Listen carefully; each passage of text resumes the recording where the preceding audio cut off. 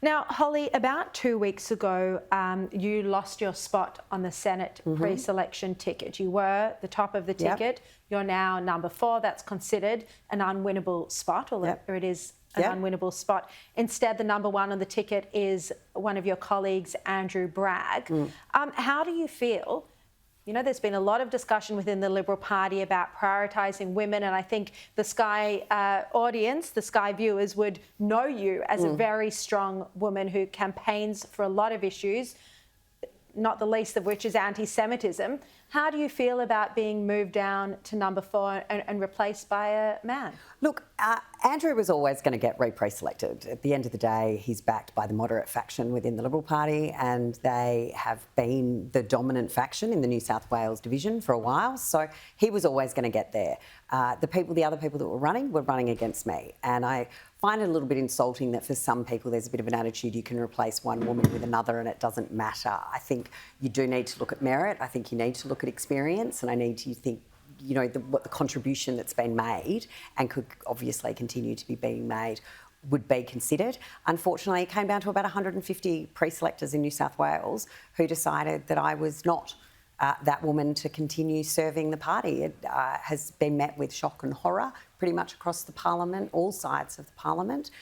So, you know, it is what it is, though. That's what the New South Wales division has decided to do. I understand that Peter Dutton didn't have anything to do with this, but the Shadow Treasurer, Angus Taylor, did. Is that right? Yeah, so he certainly wrote a reference for another woman who was running in the race that she would make a great contribution. So the question was raised at the time, not only by Andrew and myself, who are current shadow ministerial colleagues of Angus Taylor's, but also, you know, which one of us, and a lot of our other colleagues raised the point, which one of us should be being replaced. So now we know what the intention was behind that. This is unprecedented, really. Are you disappointed in Angus Taylor for doing that? It's unprecedented for a colleague to actively campaign against other particularly shadow ministerial colleagues. Peter Dutton and Susan Lee run a very, very strong, united team. I think this has probably exhibited more personal ambition than ambition for the team, which is something that, you know, I wish Angus hadn't done. Yeah, I think that his personal ambitions got in the way of keeping the unity in the team. Well, he's gone against Peter Dutton here. Peter Dutton had given a reference to Andrew Bragg and myself that he wanted to keep his shadow ministerial team together. And I think, you know, really Dennis Shanahan probably summed it up in the Australian best earlier when he said that Angus Taylor has to get serious about detail and present a more mature alternative in Parliament.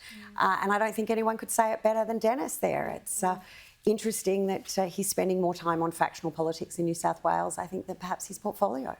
Yeah, very, very strong remarks there, accusing the Shadow Treasurer of spending more time on I don't know whether he spent more time, but he certainly showed some. And the history, you know, has always been, even if you don't like a colleague, you don't actively campaign against them. No, indeed.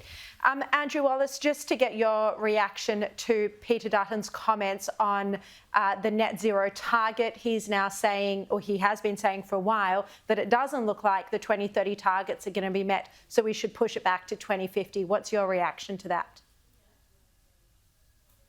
I think there's probably only one person in the world who thinks that Labor will get us to 43% reduction by 2030, and that's Chris Bowen. Nobody believes that that's going to happen, particularly with the framework that they've laid out, the amount of solar panels that need to be laid on a daily basis, the amount of wind turbines that need to be constructed on a daily basis. It's just not going to happen. So we're committed to ensuring that we get to net zero by 2050, absolutely, but we want to ensure that we effectively hold the government to its commitments that it has made. You know, the reality is it's almost impossible for it to achieve it.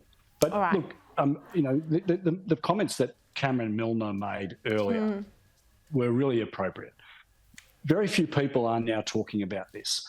What people are absolutely focused on is cost of living. Yeah, indeed. The average Australian Apologies, mortgage. Andrew, but we are out of time right now. I've got to get to Kosher Garden next. Andrew Wallace, Holly Hughes, great to see you both. Thanks, Sharri.